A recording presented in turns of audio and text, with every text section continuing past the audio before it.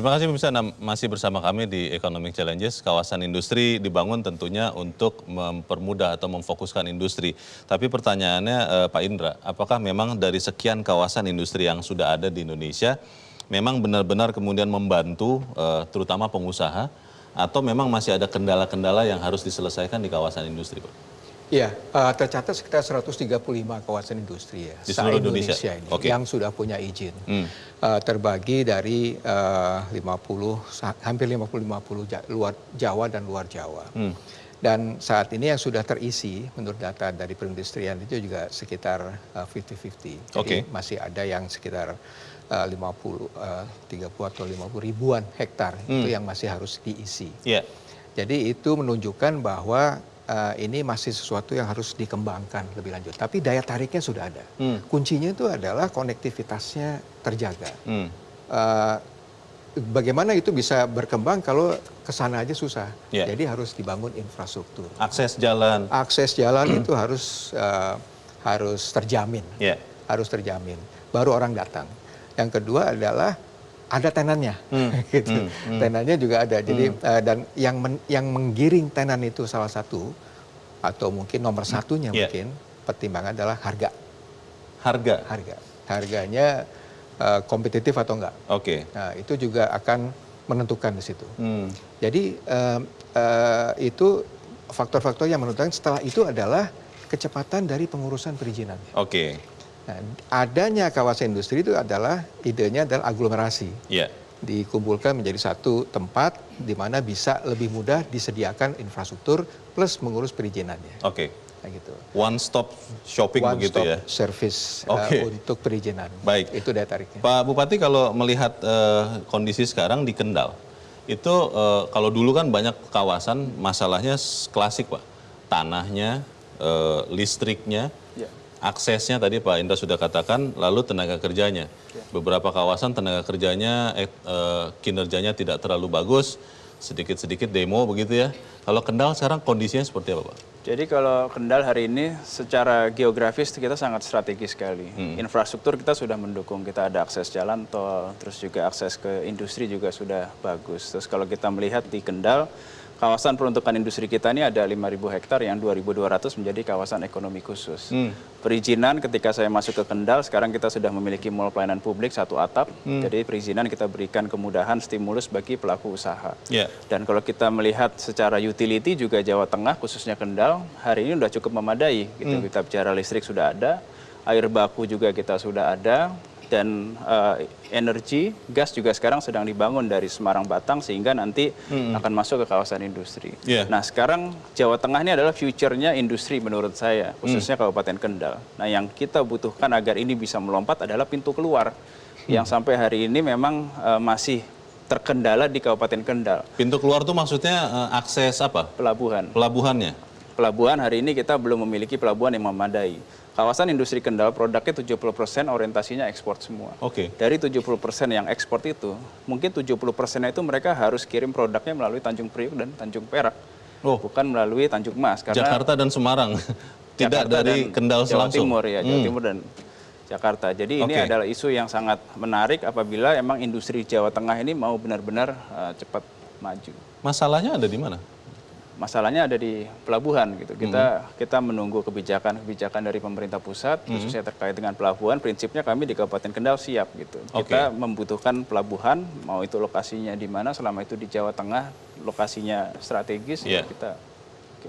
Pak Stanley, selain akses pelabuhan, kalau investor yang sudah berinvestasi di KIK dan calon yang mau masuk, itu ada masalah di mana lagi, Pak? Apakah memang hanya semata-mata pintu keluar pelabuhan untuk mengirimkan produk-produknya, atau ada masalah yang lain?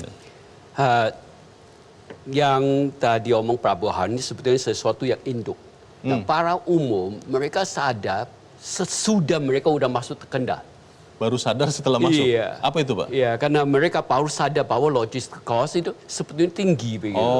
Sesudah itu. Nah, itu apa yang Pak Bupati itu omongnya benar. Tapi selain itu sebetulnya adalah faktor-faktor yang dari kacamata investor sebenarnya dicantum 3. Satu adalah infrastructure, itu I. Nah, itu adalah air listrik yang di mana di Kendal sendiri kita alhamdulillah mempadai. Faktor human capital. Nah, human capital ada dua sisi. Dalam kawasan itu cara tim kita di mana bisa meladenin itu. Nah, ladenin itu bukan answer the question, itu udah ada sikapnya.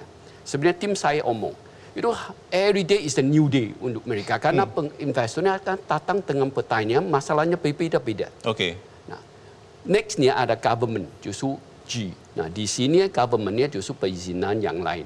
Nah, sekarang alhamdulillah dengan bantuannya Pak Bupati Pak Tiko dengan human capital ini kita bisa bantu investor untuk mendapatkan tenaga kerja. Nah, sampai tahun ini kita sampai saat ini sampai Agustus kira udah ada permanent 5.600 karyawan udah masuk ke investor kita. Di mana 80% itu sebenarnya dari Kendal. 80% dari Kendal? Betul sekali. Ya. Kalau melihat ini berarti Pak Indra mungkin boleh dijawab dulu.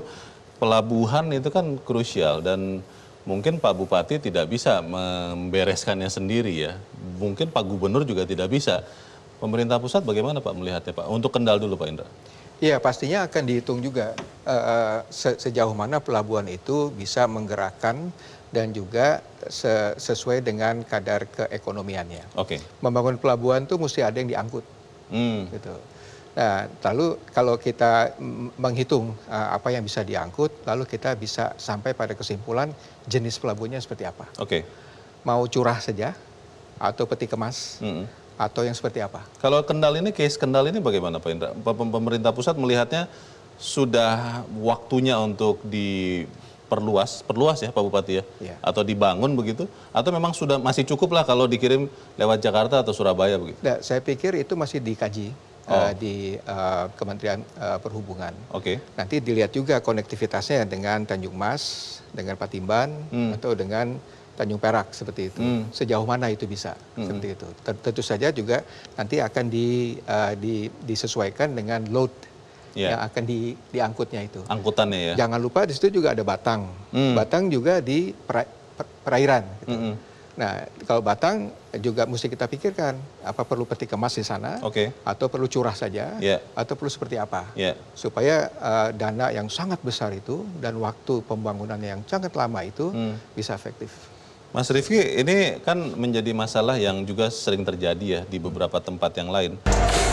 Ada kebutuhan-kebutuhan yang harus dipenuhi dan daerah-daerah itu kan memang butuh betul, tapi pemerintah pusat melihat secara besar efisiensinya.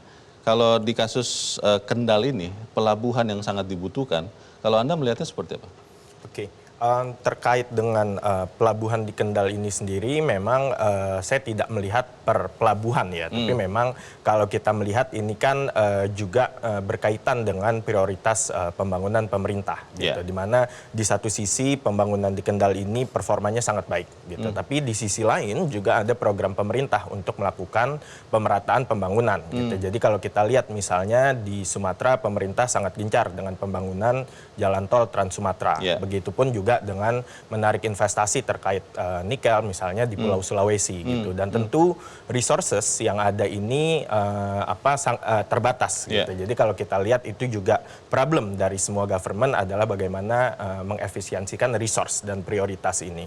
Dan kalau kita melihat memang sebetulnya tidak terlalu ada masalah gitu. Artinya semua yang ingin dibangun pemerintah ini adalah untuk peningkatan growth dan pemerataan welfare gitu. Tapi kemudian apakah ini akan terus berlanjut gitu. Nah, ini yang saya rasa juga menjadi satu hal yang perlu di-highlight, bahwa fokus pemerintah untuk pembangunan infrastruktur, konektivitas ini akan berlanjut bahkan sampai ke periode-periode setelahnya gitu. Karena memang yang sering terjadi adalah kalau kita lihat negara berkembang lain misalnya, ini prioritas pembangunannya selalu berubah setiap perubahan political cycle. Nah, ini adalah apalagi kalau kita bicara infrastruktur itu returnnya di jangka panjang gitu. Dan mungkin itu yang sangat rawan terhadap perubahan political cycle tadi. Jadi memang fokus prioritas terhadap pembangunan apalagi infrastruktur memang ini perlu terus dipegang. Siapa dulu yang dibangun, apakah Kendal atau Sumatera atau Sulawesi, ini memang masalah yang lebih short term. Tapi yang lebih ingin saya highlight adalah bahwa di long termnya itu jangan berubah fokusnya. Oke, strategi besar itu yang menjadi pertanyaan dan disebut-sebut juga Jawa Tengah daya tariknya Kendal juga ya Pak Bupati adalah karena upah tenaga kerja yang relatif bersaing dibandingkan daerah lain. Apakah kemudian daya saing hanya bertahan atau bergantung pada faktor ini? Tetap bersama kami, Economic Challenge segera kembali.